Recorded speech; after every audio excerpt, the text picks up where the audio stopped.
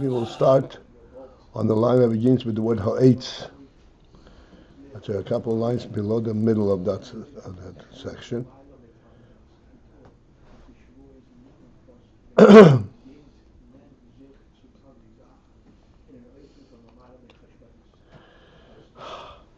talking about specifically about the Porah Aduma. And the process of the Porah Aduma is that you gather the blood and you throw the blood against towards the Mizamikdash. And then you burn it to ashes. The ashes you gather in, as you shall see.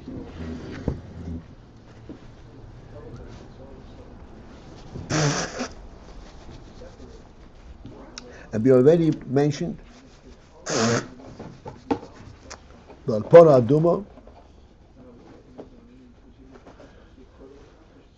is representative of the union of birurim, but not only birurim on the normal level, but bachutz, outside of kedusha, which is the avodah of tshuva. Ultimately, all avodah is the avodah shomra is for the purpose of drawing into Gan Eden on the onset, and then ultimately in the world, toisvus oiros, oira leki. And we already have discussed many times the meaning of the word oir. Oir means a direct impact of the reality itself. Oil is not a distant shine, like we can say oil light.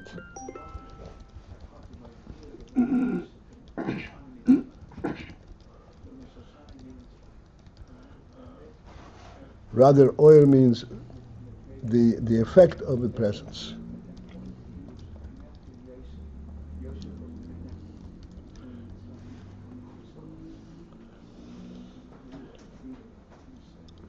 And how do you bring about this toisvus oiros? This is as a result of avodas birurim, the avodah shomra, mitzvos aseh, mitzvos lo aseh, and so forth, which rises up to keser and brings the oil down from keser, which is a makif, which is a soivev kolam. And to draw soivev into memale, into chokhmah.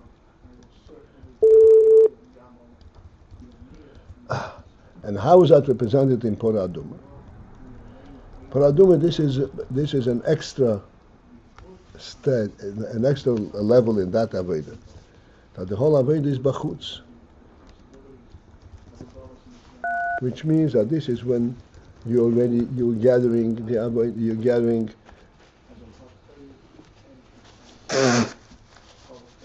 from outside of kedusha. This outside of kedusha is the result of shvira.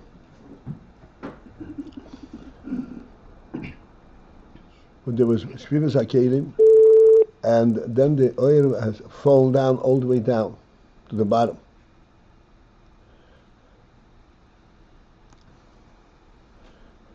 And then you have to draw it from there. In the illustration of the Porah or the Porah Aduma, that you take the Porah outside of the Mizamikdash, and you shecht it, and you take the blood and throw the blood. The blood is still the Ayin of chayas, but then you burn down the body to ashes. What is the ash? The ash represents the mahus, the essence, that which gave it a presence.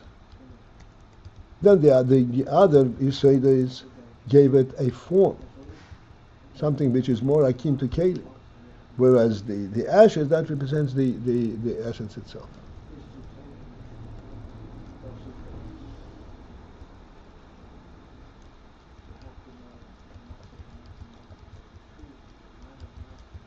Okay, so behind the line, I begins with the word ha-aytz. Towards the end of that line, you finish explaining the Indian what happens when you burn down a tree. So all the other gimel Chassidus vanish in the smoke, and what you remain is with ash, which does not burn, which is the essence of the tree itself. And the same thing in the Yetzer Hara. In the Yetzer Hara there is two parts. Okay, of making the Yetzer Hara, the end of that line. The Yetzer Hara likewise. Hu Tziyur Hara. Tziyur Hara means the form, which is essentially the means by which the Ra expresses itself. V'hu horotzin v'seichel midas shalei, which represents the rotzin, the koiches, the various qualities of Ra that express itself in form of rotzin, seichel, and midas. Rotzin means the essential strength of it. Rotzin essentially means the will that is not based on any kind of explanation, any kind of enticement. This is the essential strength of the Ayin. Seichel and midas, that is already giluyim, that how it expresses itself, what makes sense of it. Shekol zeh tzorich sreifa u'shvira legamri. The rotzin and seichel and midas need to be burned down, u'shvira legamri, and totally eradicated, broken. V'yin yishar, and then there should remain rago eifer. That should remain only the eifer, only the ashes. What is the ash represent in this context? Hainu etzem koyach hamisav hakosh haposhut. The koyach hamisav, that's what Yetzer Hara represents. Like the behemoth. Koyach hamisav, the koyach of desire, haposhut, that is without any design, which means without any particular meaning, just misava.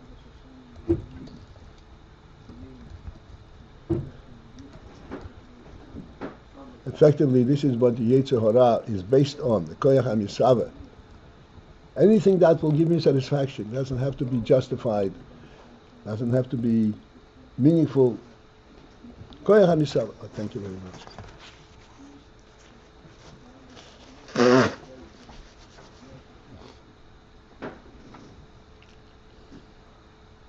And the Eifen, that represents this Etzem Koyach HaMisaveh of the Ra.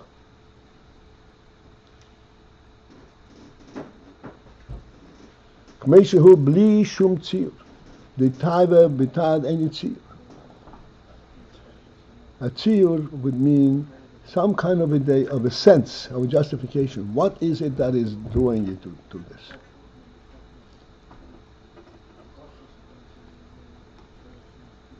If you say that there is some sense and some explanation, what draws you to this? That is a kind of a Yetzer Hara, some kind of a state of Yetzer Hara that is very different. That in itself cannot be kedusha, because there is no kedusha in this. This is desiring worldly things. But the etzem koyach hamisaveh, the essential koyach hamisaveh, this is actually a godly creation.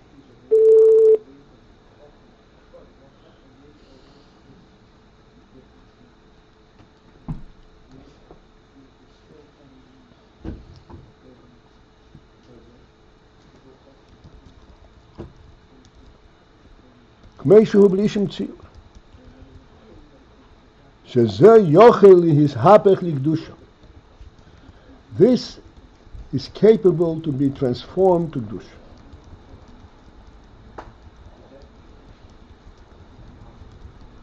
Since that it does not have any particular design, it's just a force, of the Misada, of drawing, of wanting.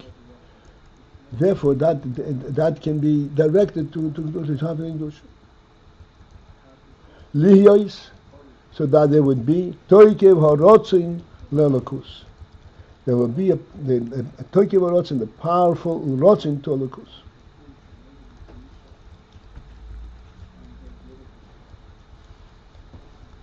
This is, as I pointed out yesterday, it's a phenomenal influence over here.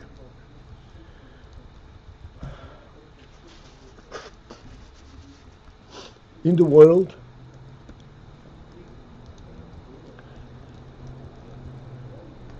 it's impossible really to find something that will give satisfaction to a pure desire. Because everything has its particular, either it's sweet or it's sour. Either it's liquid or it's solid. In other words, whatever it is, it has its particular form. Koyach HaMisaveh per se HaPoshut, without any design, there is hardly a means to kind of attach it in the world. This is why the nature of the Yetzer Hara is a person who follows his designs, is constantly changing from one to the other, jumping around. But where this can find and be focused and be vested fully, this is in the Lakus. The Lakus is where this can be fully vested.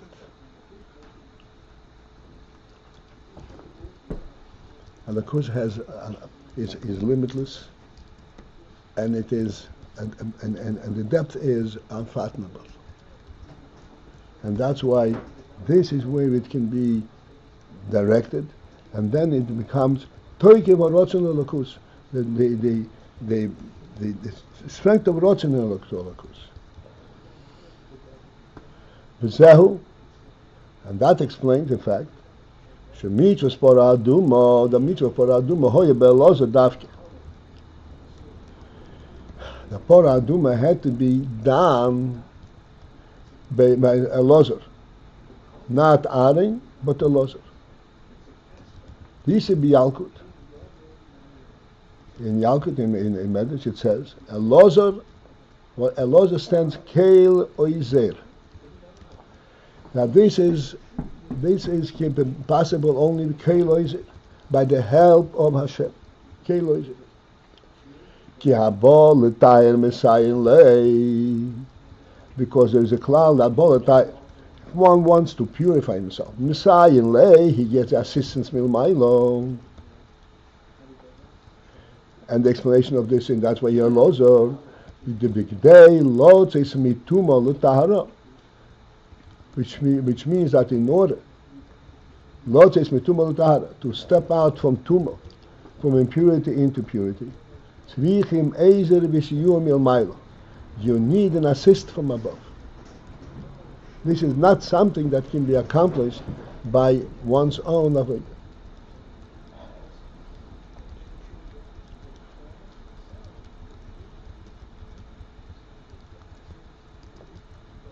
Since one is Betuma, Rahman Islam, this is his essential orientation.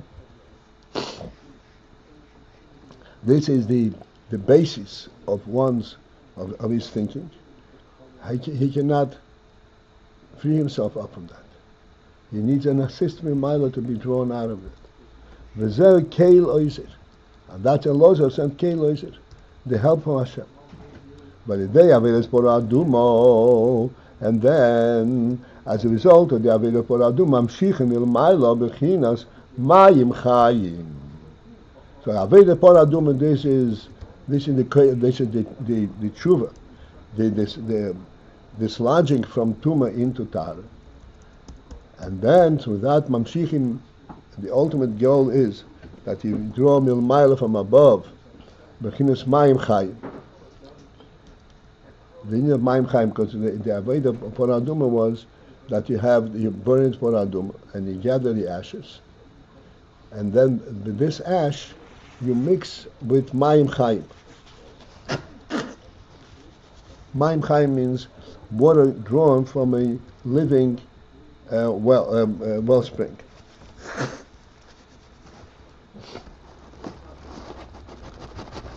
As the pasuk says, "V'nosan mayim chayim." That in avodah poradum means after you have the ashes, nosan mayim chayim. You put mayim chayim into a keli. Mayim hu bechinas chochma. Okay, here you'll have to get into very deep and fine thinking. Mayim is bechinas chochma. I just want to give us a little bit of a handle on this. Why is mayim chochma? Mayim has a free flow. Mayim has no solidity. It flows directly from its source. If there is mayim, it's going to flow. Chochma, likewise, this is the oil hanefesh that does not have any form, and it flows directly from the life of the nefesh itself. This is why in Chochma is Mishiyashav and oil lekim. So Mayim Chaim represents Chochma. One sec. Why water not light? Because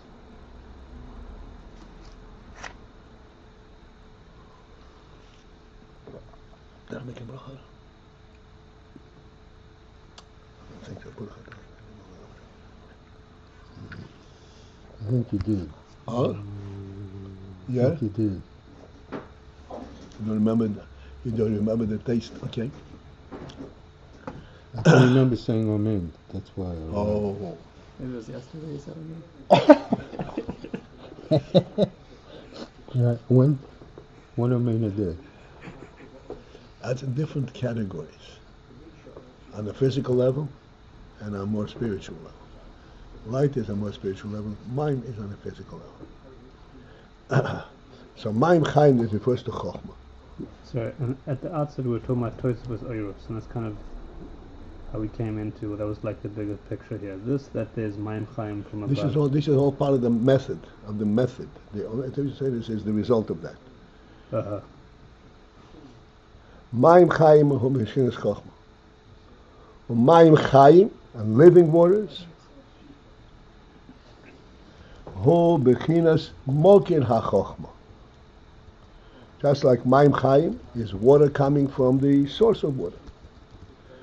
Not gathering water as it exists in a basin, or in a well, or in a lake, ready water, but it is flowing directly from the source.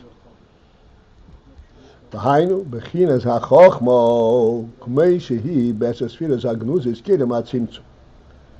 And that's an allusion to the chochmah, as chochmah is in esesfiras hagnuzis. As chochmah is part of the esesfiras hagnuzis, before it becomes identified as a presence of chochmah. Koydem atzimtzum. And it is there because it's Ein Sof. It's part of the Ein Sof. Sheha-chochmah hi b'madrig over be'lir be'etzem.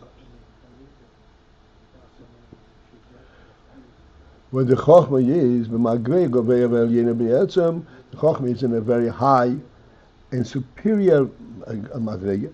Be'etzem. Be'etzem means in essence.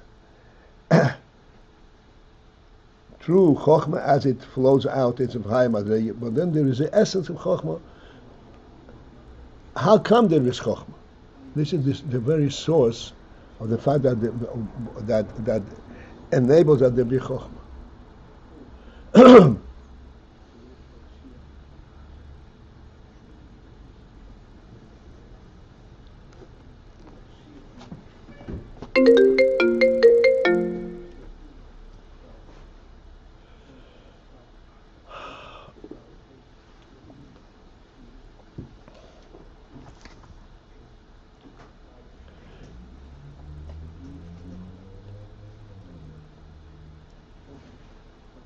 all madrigas on the worldly level, like we say all the time, you see a table standing, there is a logical explanation how that occurs and the table is standing. There's a worldly means of observing it and justifying it. Even though, as we say, it's alluding something, spiritual honor and so forth, but the prayer mamash, it has a worldly design and worldly presence.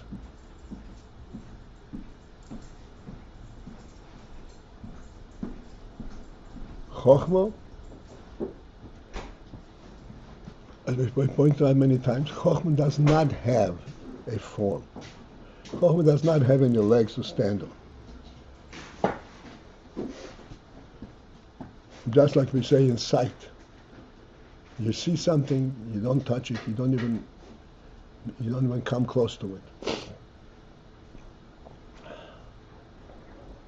And yet it's real. What gives it that convincing reality? That convincing reality of sight is not the fact of sight, but it is the source, the mokir. What is the mokir of sight? Since it does not touch you, so what is the mokir? The mokir is, it's alluding to the truth of it. The reason I see it, since I'm not touching it, I'm not kind of, what is in fact that makes it so visible? Because it really is there. Sight is not due to the process of sight, but it's an allusion to the truth of what you see. You see it from a different angle, from a different viewpoint of its truth rather than viewpoint of its presence. It's not your experience that you are recognizing here, but the truth of what you see. We explained many times that this is the reason that in order to bear testimony, you have to see it. Even though in terms of the verification of a certain occurrence, there are many means of verifying things. But then, you know for sure, but then it's your testimony. It's something that convinced you.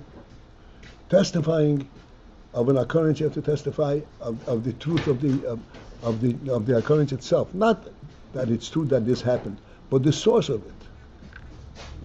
That's when it happens in sight. And this is Chochmah is in a very high degree.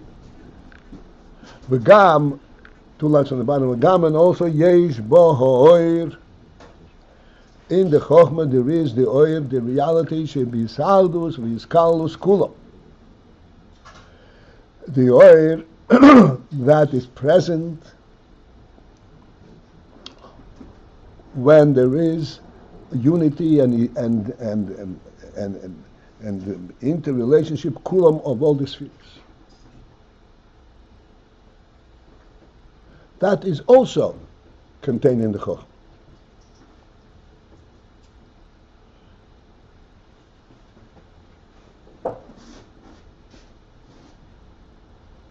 Again, when you observe something, let's say physically,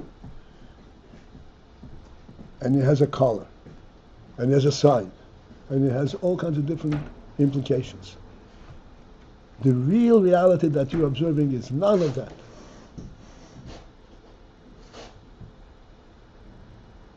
It's not dependent on that at all. The experience is related to the various aspects, but sight itself is relating to the fact that there's something there. This something real is all-encompassing, all-inclusive. Experience always relates to the qualities, not to the thing, to reality per se. Right. Experience is a specific experience. If we were just talking about sight, so Sight is not an seemingly, experience. oh, not, it's outside. Well, that's what I'm that. pointing out. Mm. Sight is illusion of is an illusion of chokhmah. Chokhmah is an illusion of Maim Chaim. This is the source of reality. Reality beyond experience. Reality beyond experience.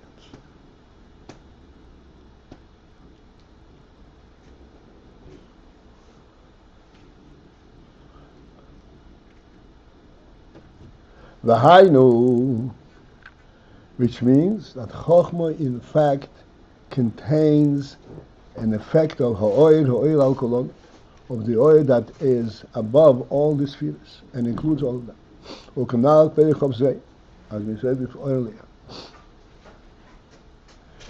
What's the therefore? What? It says therefore it contains these higher oils. Right. Higher oil. This is the oil that includes everything. That we just finished saying. It's not the specific oil, the oil al-kolon that is all-encompassing. The source of it all. V'kanal perich of zayin. V'gam yesh leimer. And then furthermore, it is also justified to say, Shalidei zeh,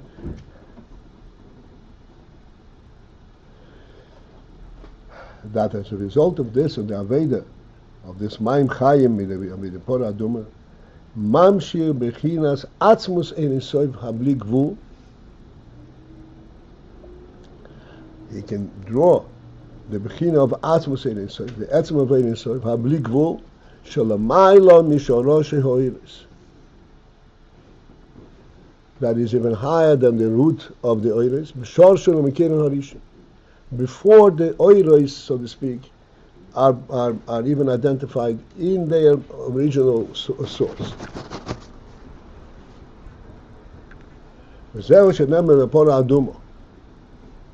this is what's alluding to by Pora Aduma. It says, Beis Piyom Havai. 2 times Havai. And we originally asked the question, right?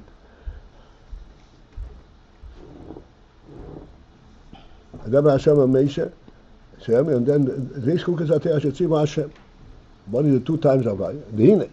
Beis Shem is Havaya for the 2 repetitive means, a mode of repeating the word Havaya. Yodua, it's known the Echad who Beseder Ishtalshulos. That one Havaya refers to the Havaya as it is Beseder Ishtalshulos. The Habeis, and the second one, Shalamayla Meseder Ishtalshulos.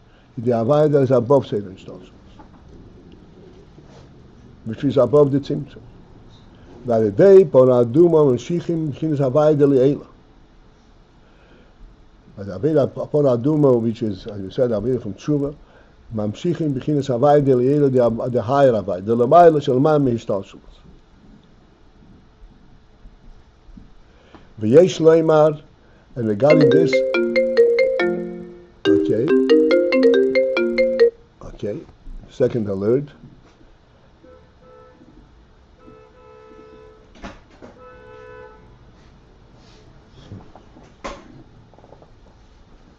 Yesh Leimar, here, and this you can say, Shazel Bechinas Shoroshe Ha'oiros K'mei Shehin Lifnei HaTzimtzum. This is the aspect of the root of oiros, root of giluim, before as they are present before the tzimtzum, before they identify that all, as part of the insight. Gam yesh leimer. Furthermore, it can be said, Shezel bechinas atzmus ho'iniso habli gvul. Now this is the aspect of atzmus ho'iniso habli gvul, the atzmus ho'iniso habli gvul, shoyres bechinas sil kolam, which is actually the root of the Bechina of Sefer Kol. Sefer Kol Almi, the word Sefer Kol Almi means surrounds all the world. It means even though it's surrounding, it's above world, but world is already an alluded aspect. It's surrounding world. And this is, as Moshe so Abligvul, this is the shoy, that's the root of Sefer Kolam. Or commission is more here paid to sign.